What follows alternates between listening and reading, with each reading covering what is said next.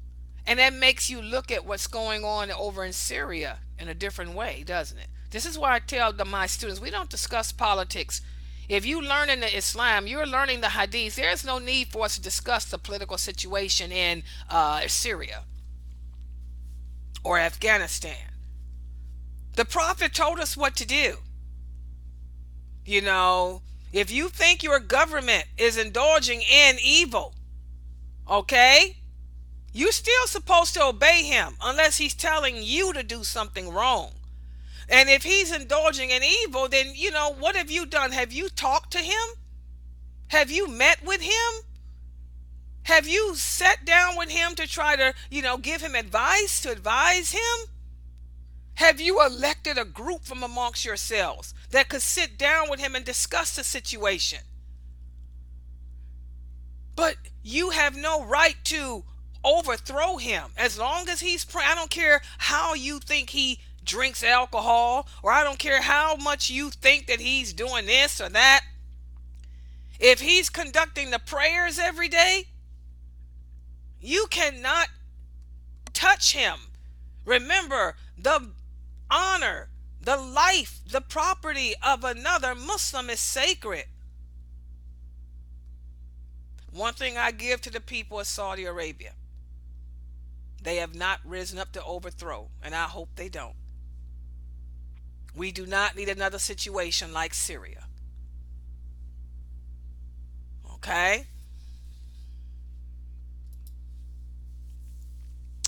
Also, we all know that the companions of the Prophet, they were unable to practice Islam in Mecca because the unbelievers, the non-Muslims, would not allow it. The non-Muslims did not want Islam to replace their belief system.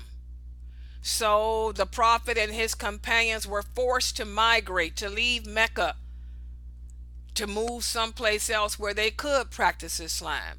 Some of the companions moved to Ethiopia. Ethiopia was a Christian country, but the king there allowed them to come and practice their religion. And then others of the companions moved to Medina to help establish the first Islamic state. There is no more migration. Why? Can anybody think of why the Prophet said there's no migration after the conquest of Mecca? It's because we're able to practice our religion in most parts of the world. Most parts of the world allow you to practice Islam openly. Even if they don't like Muslims, you're allowed to practice your religion here in America. You're allowed to practice your religion in Australia. You're allowed to practice your religion in most European countries. You're allowed to do that. Okay, so there is no migration for the sake of Allah after the conquest of Mecca, but instead, allegiance could be sworn to a leader on serving the cause of Islam, or fighting in the way of Allah, and on following the path of virtue. Let's look at these hadiths. One of the companions said, I brought my brother Abu Mabad to the Prophet after the conquest of Mecca. And I said, Prophet, O Prophet of Allah, allow him to swear his pledge of migration to you. And the Prophet said, the period of migration is over with those who had to do it. And now nobody can get this reward. And so then I said, for what actions then will you allow him to bind himself an oath? The Prophet said, you can give your allegiance for serving the cause of Islam, for fighting in the way of Allah, and for fighting in the cause of virtue. So that's what we do now. Okay, we're able to practice our religion, openly in most parts of the world, but we still do personal struggle. Jihad is an Arabic word that means struggle. Remember, we talked about that. We struggle in the way of Islam every day. It's a struggle to wear your hijab here in America. It's done. There's no reason for you not to do it. They're not going to throw you in jail for not doing it. For doing it. But it's a jihad, a personal struggle to wear your hijab in certain parts of America because they're going to look at you like you're crazy. But you're doing it in the way of Allah because this is a command that Allah has imposed upon you as a woman. So you're going to overlook the stares. You're going to overlook the comments that people make. You're going to wear that hijab with dignity and with pride. That's a struggle in the way of Allah. We struggle as Muslim women every day when we walk out that door with that hijab on. Okay? So even though there's no migration, we still struggle and get the reward of migrating simply by obeying Allah, by putting up with the fitna that we have to put up on a daily basis for the sake of Allah. That's what this is speaking about. Also, the next hadith, the Prophet sallallahu alaihi wasallam said, there is no migration now except fighting in the way of Islam, and also sincerity of purpose. When you are asked to set out on an expedition for the cause of Islam, you should do so. Okay? Islam has spread throughout the peninsula of Arabia, so there was no need for them to migrate and get that reward. But they still had to fight against the unbelievers who wanted to stomp out Islam. The Roman Empire had heard about the Muslims and wanted to stomp them out. The Persians had heard about the Muslims and wanted to stomp them out. So when the leader of the Muslims, the Caliph, calls upon you to fight in the way of Islam, you respond. We also talked before about how jihad can be collectively done, even maybe your country. Say, for example, you live in a Muslim country and there is an attack on you from a non-Muslim country. Your ruler, your leader may call upon you to join the armed forces to help fight to keep the non-Muslims from taking over your country. This is a struggle in the way of Allah too, guys. That's why we have the Egyptian army, and that's why we have border patrols and all of that.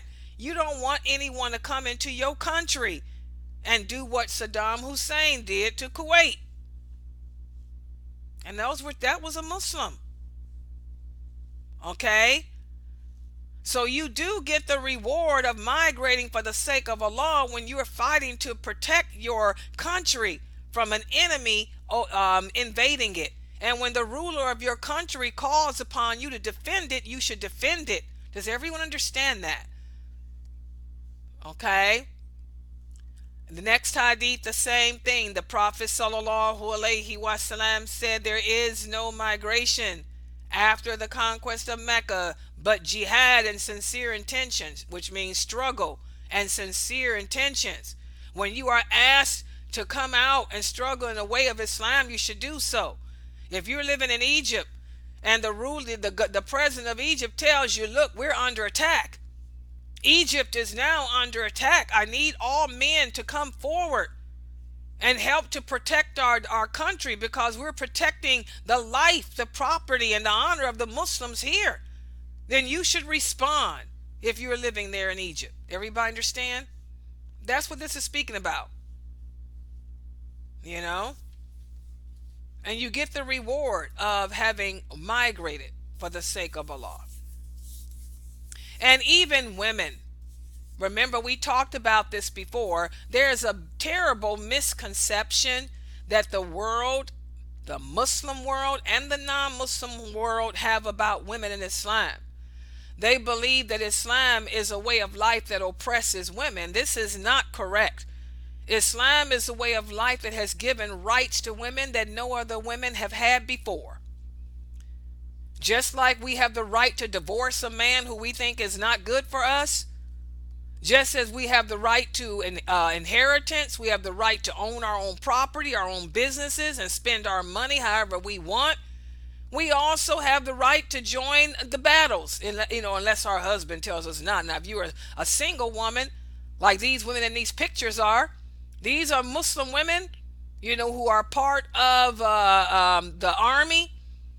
I think of Dubai. I think this is Dubai or something. And these are single women who have pledged their fealty to the leader of their country to participate in protecting their country. The prophet used to take a fealty of allegiance from the women just as he did from the men. The only difference was he didn't shake their hand, because Islam forbids us from touching a woman or a man who is not a close relative to us. The Prophet Aisha tells us that the Prophet sallallahu alaihi wasallam took the oath of fealty from women. He just would not touch their hand. He would make them swear, and then he would accept their vow and say, "You may go. I have accepted your fealty." So Islam allows women to give the fealty too. Islam allows women to join the army too in Muslim countries. Single women who don't have children and husbands and all of that, if their guardians are in agreement with it, and they're allowed to join the army too and give their fealty too.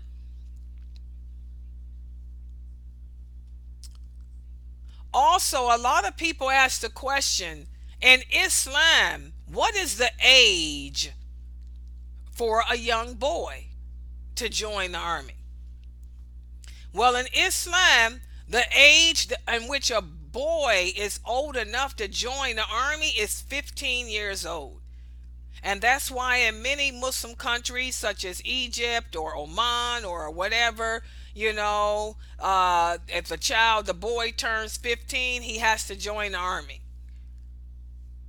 Let's look at this first hadith here. Ibn Umar said the Prophet sallallahu alaihi wasallam inspected him on the battlefield on the day of Uhud because he wanted to fight. But he was only 14 years old. The Prophet did not allow him to take part in the fighting. But the next year, when he turned 15, the Prophet allowed him to fight. So that's the age. That is the demarcation between a child that is a minor, and a child that is an adult. And that's why Umar ibn Abdul Aziz, for those of you who don't know, he was the grandson of Umar. He wrote a letter to his governors telling them that they should allow the boys who are 15 years old to be allowed to join the army. But any boy younger than 15 should not be allowed, because 15 is what marks the age of adulthood for a boy. And also, Islam teaches us that if your country is fighting against non-Muslims and you have to go into their lands, do not take the Quran. Why? Because you don't want the non-Muslims to desecrate it. You guys have seen on CNN News many many non-Muslims fighting against Muslims, and when they find the Quran, they burn them. They burn the Quran and all that stuff. Well, they shouldn't have took the Quran with them anyway. The Prophet sallallahu alaihi wasallam said, when you are traveling through non-Muslim lands that are enemies to you, do not take the Quran, because I am afraid that if you lose it, it will fall into the hands of the enemy and they may quarrel with you over it or whatever. But again, this is not talking about America. That does not mean, because many Muslims are so ignorant out there, they'll read this hadith and say, "Oh, astaghfirullah, you guys should not have a Quran in America. Nobody in America should have a Quran. Nobody in France should have a Quran. Nobody in Italy should have a Quran." No, it's talking about non-Muslim countries that are at war with you. America's not at war with anyone. Italy is not at war. France is not at war. I'm just giving examples here.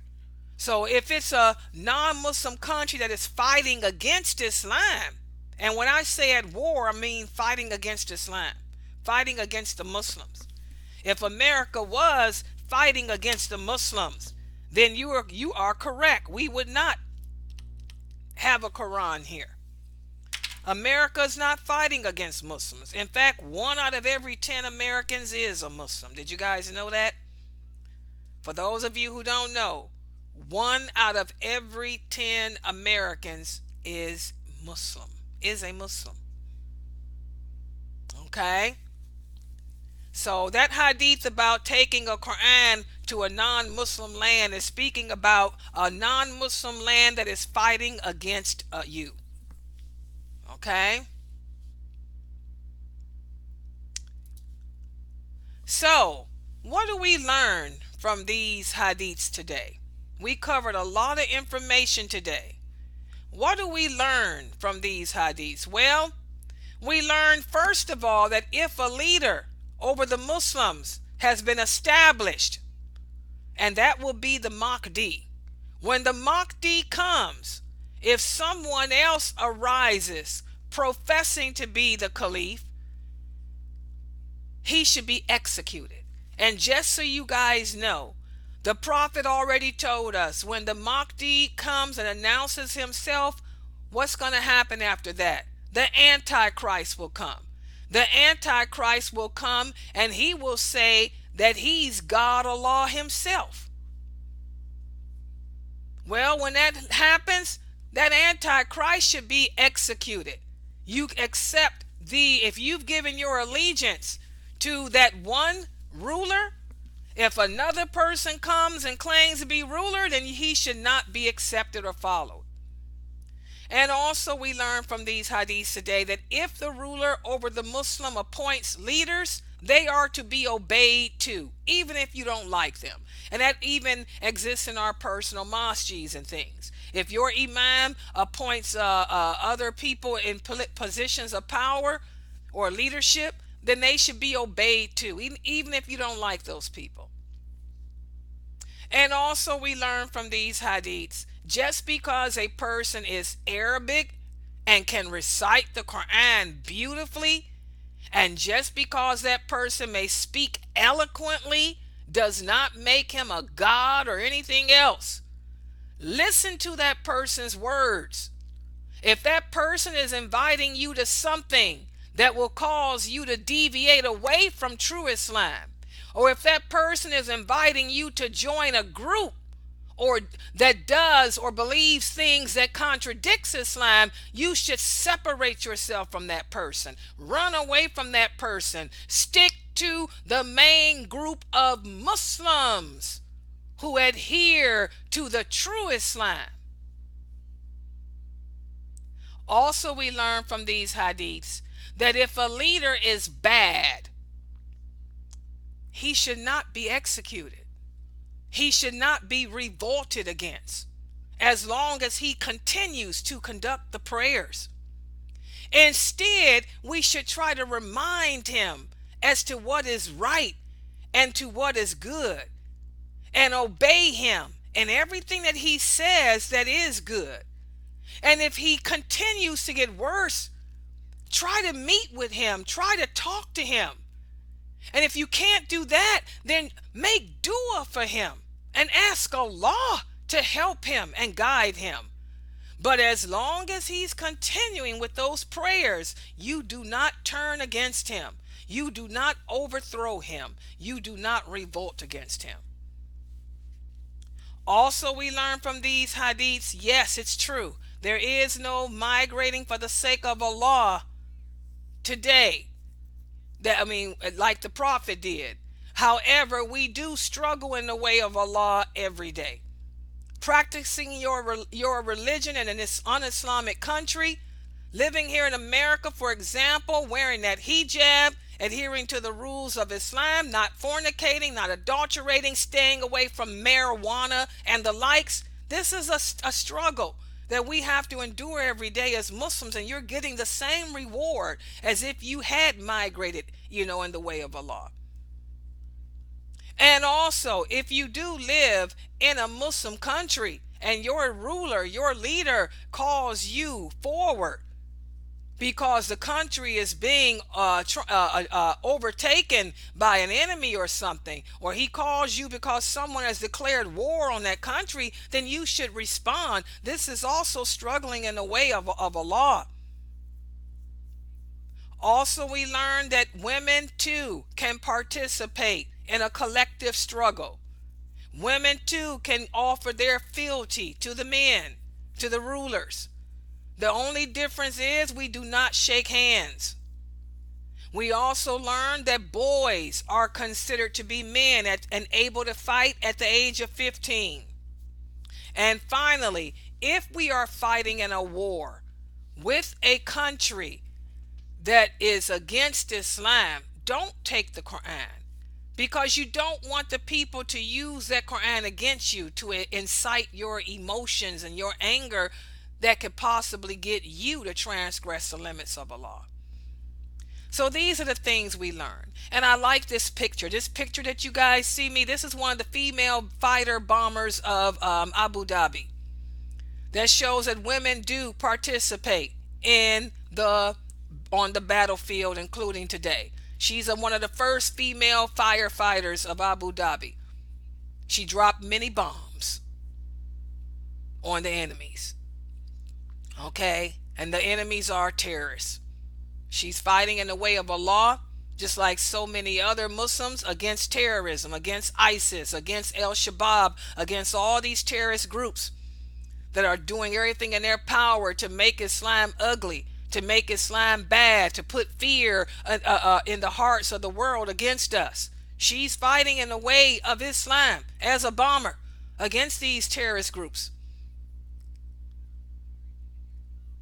So even today, we women participate on the battlefield and kick butt, just like we did back in the Prophet's days, just like Atiyah did, and so many other female companions.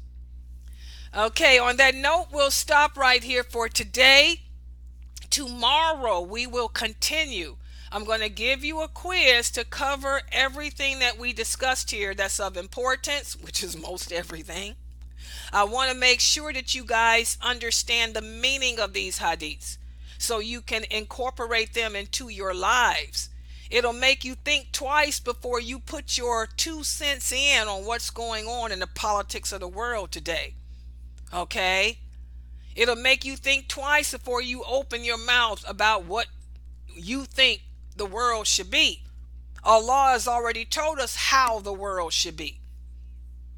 The sad reality is we don't listen and we don't know. So we'll stop right here. If you have any questions or comments, you should type them on the screen, including those of you on Facebook. Those of you on Facebook, if there is something that you need more clarification on, please type it. Subhanakallahumma wa bihamdika ashhadu an la ilaha illa anta astaghfiruka wa atubu ilayk.